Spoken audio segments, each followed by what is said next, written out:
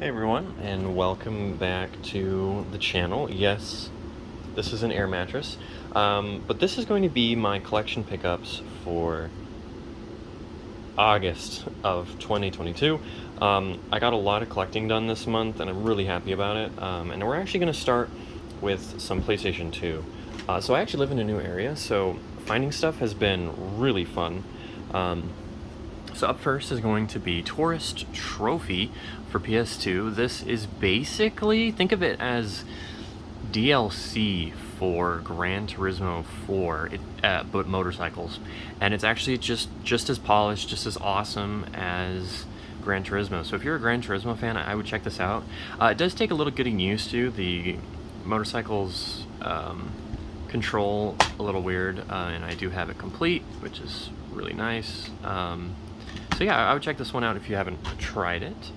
Then we have Ridge Racer 5. This was a launch title, and it's pretty damn good.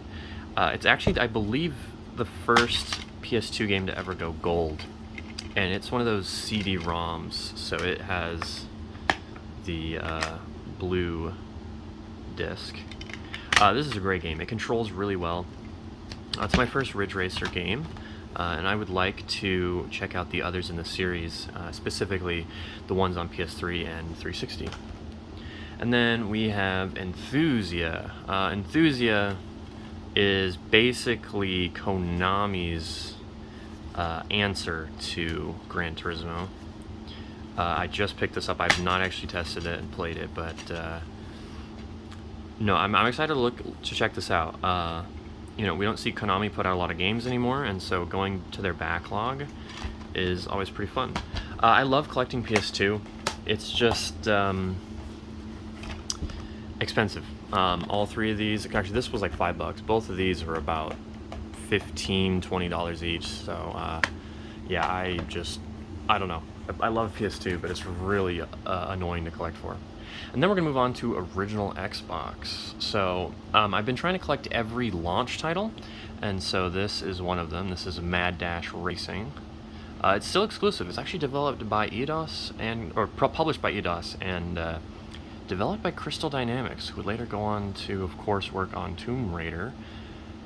I believe this is also complete. This is a fun game. I feel like it would be a lot more fun with friends.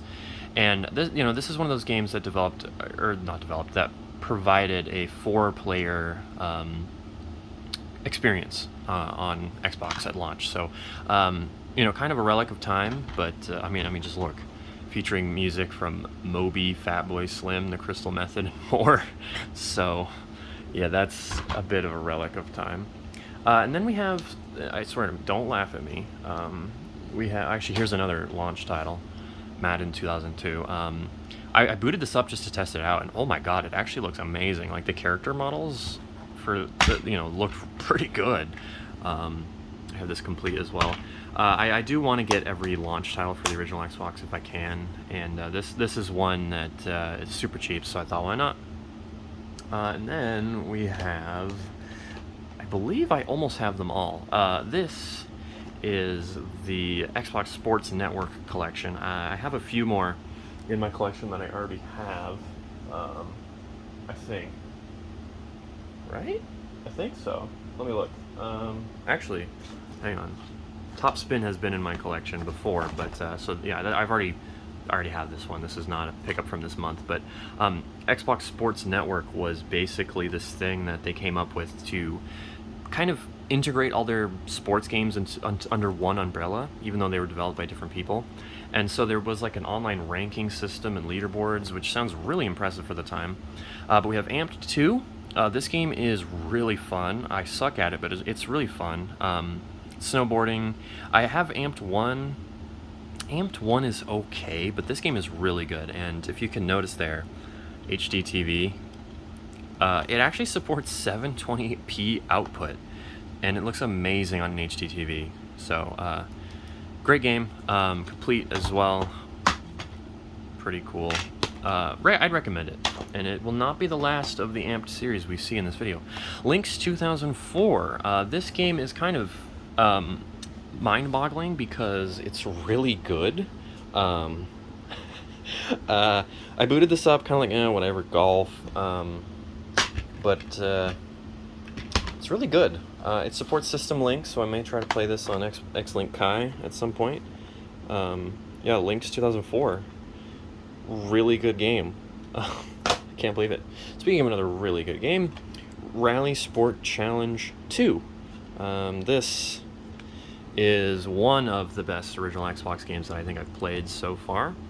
It has interiors. It runs really smoothly, complete. This is a great game. For the time, like the technology in this game, really awesome. Only on Xbox. Kind of weird that Lynx doesn't say only on Xbox, because Lynx at the time was primarily a PC thing, and this version is only on original Xbox, so it's weird that they didn't want to promote that, but oh well. A few more original Xbox games. I love the original Xbox, if you can't tell. I just have boxes and boxes full of it, so. Okay, Blood Wake. Now, I was actually mistaken. I thought this was a launch title, but this came out about a month after. I think it had to be delayed. It was developed by Stormfront Studios, and I have this complete-ish. There's an asterisk. When I picked this up, the disc actually didn't work, so I had to go back to the place I bought it from to see if I could get a replacement, and I did. So it is complete, but it's the Platinum Hits version. But since it's not a launch title, I'm actually not that beat up about it. So yeah, interesting. You know, a game like this would never be made today. It's just an interesting one to think about. Speaking of Ridge Racer, we have R, Racing Evolution. This is a spin-off game for... Oh, I just realized there's a whole sticker back there. But this is actually a spin-off game in the Ridge Racer series. It was kind of their answer to Gran Turismo. And it's an okay game. I have it complete, as you can see. Oh my god, my camera work. It actually has a story mode, like a legit story mode, which is really weird. You basically play as this ambulance driver that's kind of crowd-found by a racing professional driver, and so then, you know, she gets pulled into the racing world, and I don't know. It's a weird one. Definitely weird. It doesn't have that many licensed cars, but you know, it's the only Ridge Racer, I believe, to have licensed cars, so I don't know. It's interesting to me that this has a story mode, like a genuine story mode that took resources and development and stuff, instead of just like cobbling it together.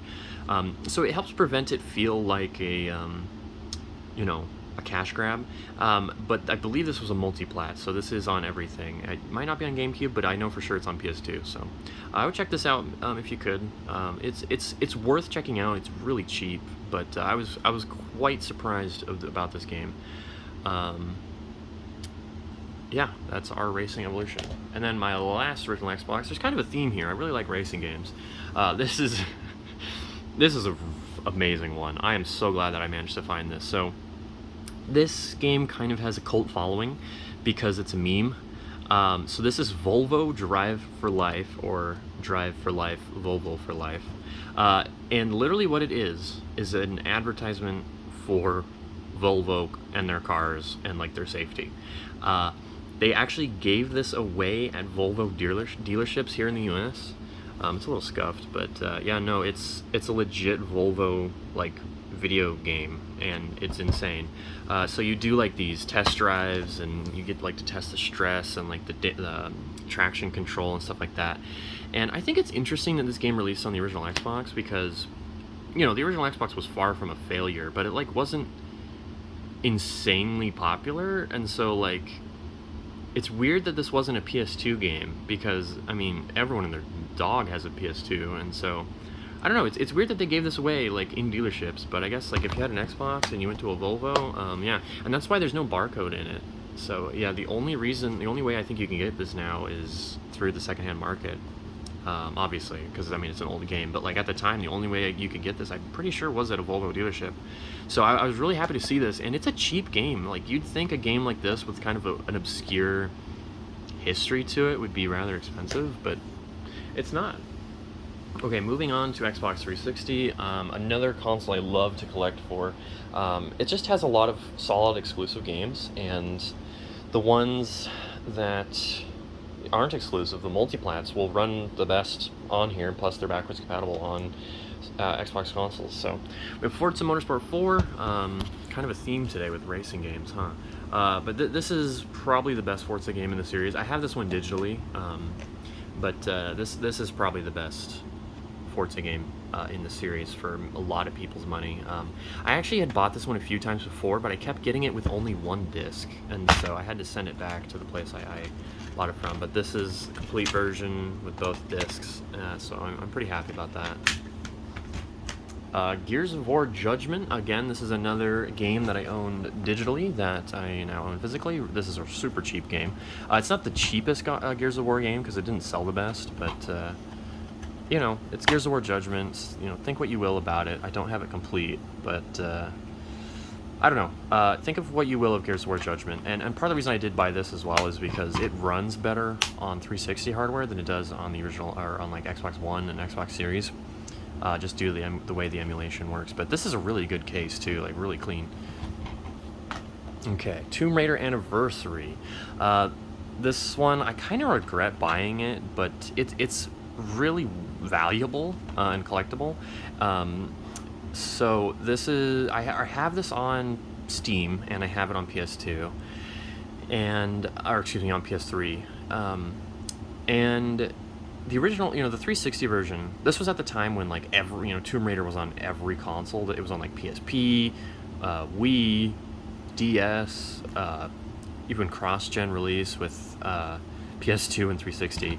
And so, I don't know, I kind of regret buying this, but I found it at GameStop for $15, and usually this game goes for about $20 to $30, so I just couldn't really resist it, and it's in really good condition, so maybe I'll hold on to this and it'll generate some value. But it's available digitally on the Xbox, so I don't know.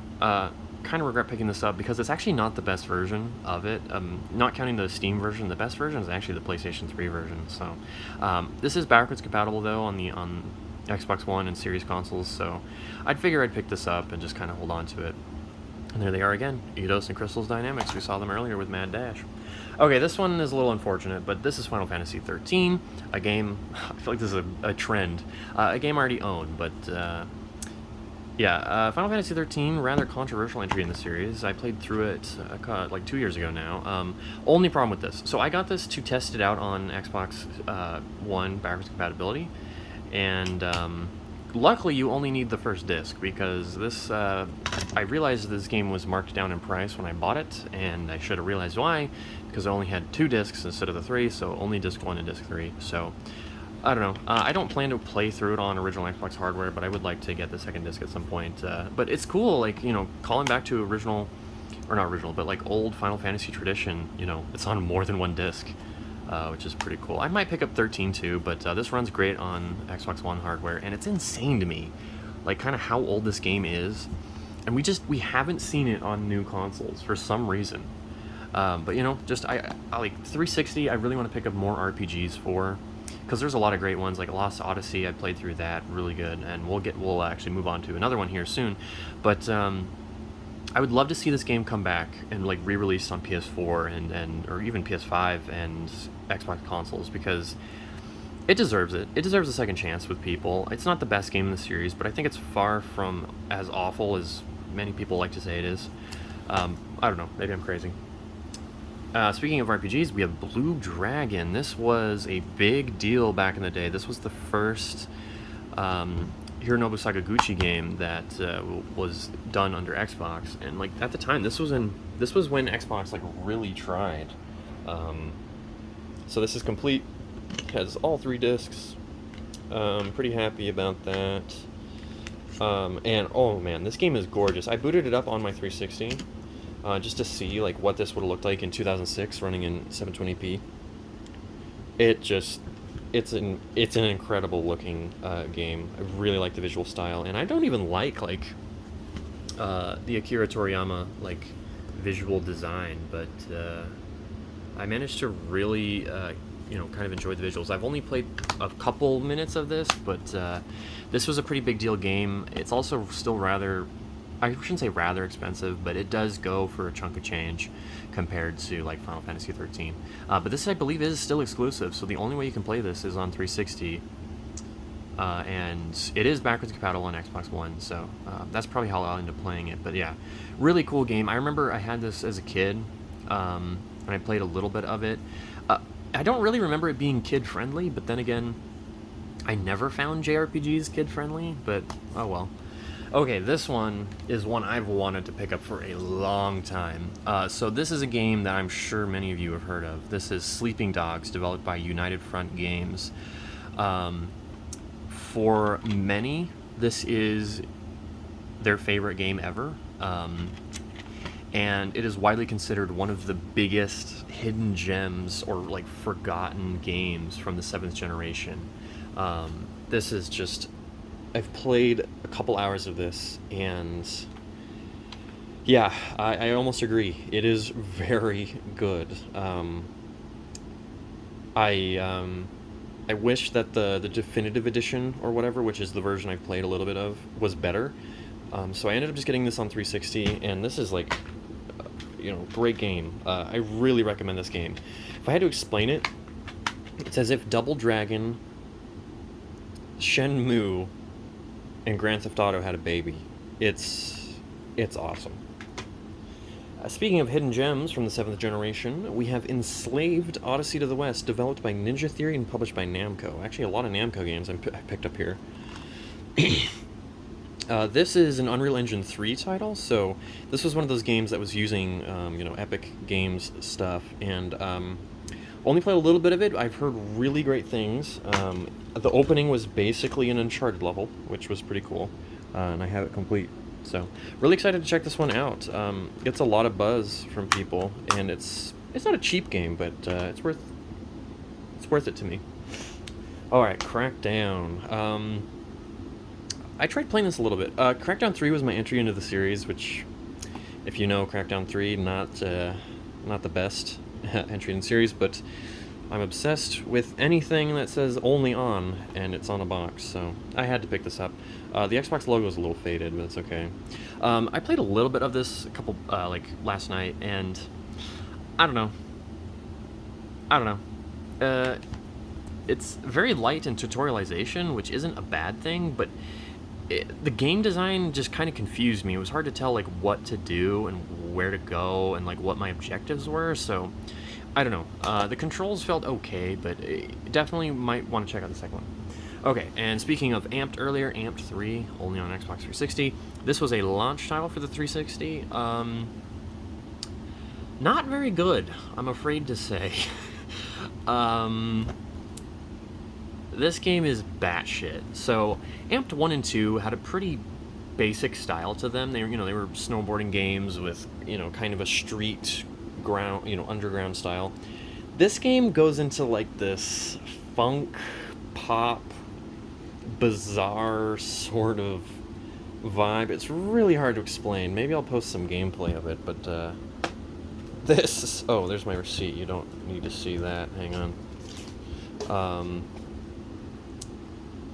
I don't know. As you can tell, the vibes compared to, Amped 3 to Amped 2, definitely a little weird, but I'm happy to have this in the collection. It is not an easy game to find. It's not rare, but this game didn't do very good at launch because, quite frankly, even though I liked this 360, its launch lineup wasn't the best. You had Amped 3, a lot of sports games, and Project Gotham Racing 3. A lot of threes. Okay, moving on to Xbox One. Only one pickup here. Gears of War 4. Probably I shouldn't say the best, but one of the best showcases of Unreal Engine 4 from this generation, I think. At the time I remember this was when they were really promoting backwards compatibility. But the code is in there. I doubt it actually works, but maybe it does, and I can do a giveaway because I own all those games. But I have played this before. I'd rather have it on disc. It's super cheap than have to boot up Game Pass every time. Gears of War 4 itself, not my favorite in the series, but far from the worst, I would say. The Coalition does a pretty good job. Okay, two more, and then I'm done. So the new Saints Row released, and I did not want to buy it. So what did I buy instead? Saints Row the Third Remastered. Deep Silver published this one. A lot of legalese on the back. This is a great remaster. Like, holy crap. And I didn't even realize this when I bought it. But now it has a free next-gen upgrade, or current-gen upgrade. So, yeah, no, I got the PS5 version of this for like $5. Really hard to complain on that one. So, yeah. And it runs amazing. Like, this is how remasters of games from this generation should be done and looked to. And we'll talk about that very shortly. So, yeah, I highly recommend this. Don't buy the new one, just buy this one. Okay. The Last of Us Part 1. If you know anything about me, this is easily one of my favorite games of all time. And nowadays, it feels like The Last of Us is kind of... what do you call it? A punching bag for the gaming industry. It gets a lot of flack from... it's in my console right now, but I swear I have the disc. You know, ever since the second one, the community's been very divided. And when they announced this, I wasn't sure how to feel about it. I've played a good chunk of it now. I mean, I've played the game in general several times, but this version, I mean, what more do you expect? Like, it's the definitive version, and it's a PS5 exclusive. I pretty much had to pick it up. Like, I'm a diehard fan of this stuff, so I had to. I think for a lot of people, it would be less of an issue if the original game, the remaster of the original game, wasn't available to be played on PS5/4. So, I don't know. This is a really tough one, but I did end up biting the bullet and getting it because, of course, I did. I want Sony to avoid doing stuff like this in the future. There are far better games that I would have liked to have seen them do. But, you know, just as ever, like, the emotional moments hit very hard, and, yeah, I mean, yeah, I don't know. Naughty Dog, one of my favorite developers, but I wish they had, you know, even done, like, Uncharted 1 or something like that, but I don't know. I'm really looking forward to finishing my playthrough, and I might finally do Grounded. I've never done Grounded in The Last of Us, so, yeah. So yeah, that's actually going to be it. A lot of stuff this month. A lot of stuff that's been on my checklist for a long time. So I'm excited about that. I need to test Enthusia on my PS2, but yeah. Pretty cool stuff. Thanks for watching. I hope you enjoyed. Did you get any cool games this month? If so, let me know. Bye-bye.